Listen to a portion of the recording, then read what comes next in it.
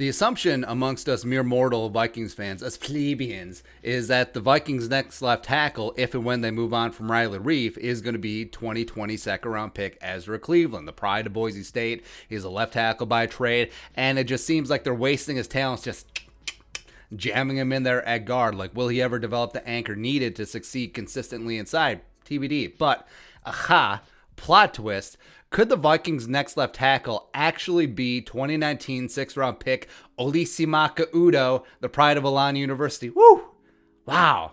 That's M. Night Shyamalan stuff right there. And Andrew Kramer of the Star Tribune noted in a recent mailbag article, he said this, quote, "As far as an under-the-radar guy, the Vikings coaching staff likes Oli Udoh. He's only played 31 snaps his NFL career, the 2019 regular season finale. He would have been the backup tackle had Riley Reiff not accepted the pay cut and was taking first-team reps while Reiff and Hill were sidelined in camp last year. They're much thinner on the interior." So that is interesting. Now, beat writers generally get some practice access. It's expanded in training camp, but is limited this year because of the Rona. But generally, it's frowned upon about who's practicing where, who's with what teams, blah, blah, blah. Generally. But I don't know. I must have missed this. Wow. But this is Oli learning left tackle is extremely interesting, because why the hell not at this point? Because you're not going to supplant Brian O'Neill at right tackle. He's going to be extended long term. He's one of the best young right tackles in the game. And Oli Udoh is one hell of an athlete, but he was just exceedingly raw coming out of a small school like Elan. Small school star, only started at right tackle in college, but has the size, length, and strength that you want, plus has hands of friggin' stone, man. A solid explosion, also ripped off a 5.05 40, 89th percentile. And you have a lot to work with. For 2 years, he's been a developmental secret asset. When he did get to play in 2019, he pancaked Khalil Mack's ass. That's right. Plus, as an extra note, he's only played offensive line since 2013. And only played organized football a little bit longer than that. But his senior season in high school, that's when he flipped to offensive line.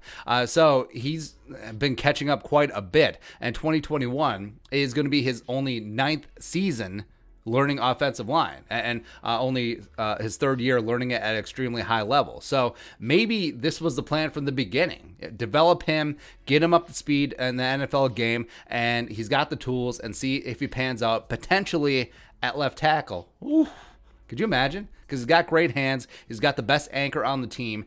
His footwork is developing. I think it's a lot better than Drew Samia's. And if he didn't end up on blocks in training camp with COVID, on the COVID-19 reserve list, maybe we would have seen more of this progression, especially if there had been a preseason. Could you imagine like 3rd or 4th preseason game, all of a sudden Oli Udoh's out there getting left tackle reps with the second team or with the first team in the 4th preseason game? Wow.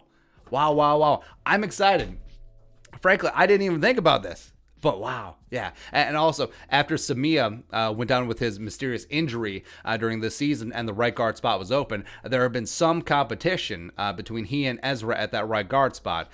They had split first team reps. So they obviously want to get Oli Udoh involved. And if Rick Dennison stays in power, sure. But Clint Kubiak knows his guy. Plus, new quarterbacks coach Andrew Janako actually coached Oli on the offensive line in 2019, so he's got a good idea what he's capable of as well, and he does have Clint's ear. So maybe, man, we'll see. But maybe the plan is to hang on to Riley Reiff for one more year, which I think would be the smart course of action at this point. But maybe Rashad Hill leaves in free agency. He gets $3 million per year to go be a backup potential spot starter somewhere else, and then they elevate Oli Udoh to that swing backup tackle position, and then maybe, even if and when Riley Reiff leaves potentially in 2022,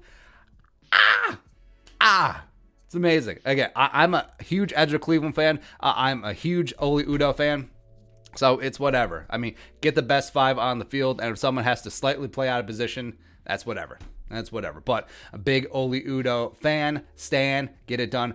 Oli, oi, oi, oi. Woo. All right, but your thoughts. Oli Udoh, potentially next left tackle of the Vikings? Let us know in the comment section below. Subscribe for daily Vikings takes. Want to support that work, pull something in Venmo. But until next time, Skull Production Value.